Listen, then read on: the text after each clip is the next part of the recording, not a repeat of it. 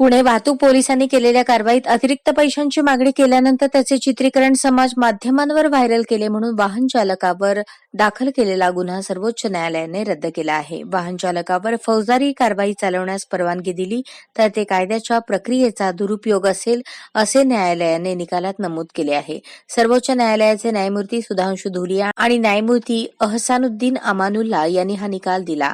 विजय सागर यांच्यावर हा गुन्हा दाखल करण्यात आला होता. 27 नोव्हेंबर 2022 ला जंगली महाराज रस्त्यावर हा प्रकार घडला. सागर यांनी त्यांची दुचाकी येथील पदपथावर लावली होती. त्यानंतर त्यांच्या वाहनावर कारवाई करत त्यांचे वाहन शिवाजीनगर वाहतूक विभाग चौकाकडे उचलून नेण्यात आले होते. वाहतूक विभागाने केलेल्या कारवाईनंतर सागर हे दंड भरण्यासाठी गेले असता त्यांना दंडाव्यतिरिक्त 1,000 रुपयांची मागणी करण्यात आली. अतिरिक्त दंड हा महानगरपालिकेच्या नावाने मागण्यात आला होता. यावेळी त्यांनी पैसे भरण्यास नकार देत संबंधित महिला पोलीस शिपायांची पैशांची मागणी करणारे फेसबुक लाईव्ह केले.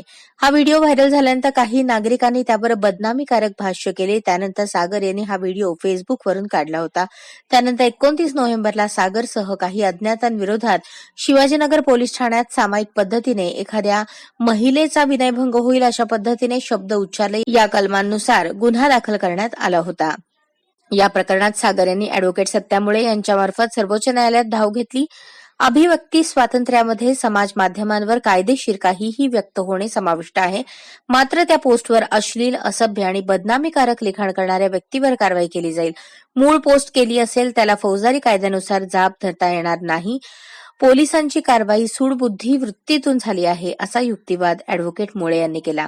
उच्च न्यायालयाने कारवाई रद्द करायला हवी होती.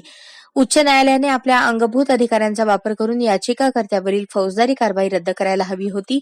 आम्ही हे अगदी स्पष्ट करतो की व्हॉट्सअप ऍडमिन किंवा आपल्या फेसबुकवर अनोळखी व्यक्तींनी बेकायदेशीर टीका टिप्पणी केली तर व्हॉट्सअप ऍडमिन किंवा फेसबुक वापरकर्ता कायदेशीर जबाबदार नाही. ज्या व्यक्तींनी बेकायदेशीर टीका केली किंवा भाषा वापरली केवळ त्याच व्यक्ती कायदेशीर जबाबदार असतील असे निरीक्षण सर्वोच्च न्यायालयाने नोंदवले आहे.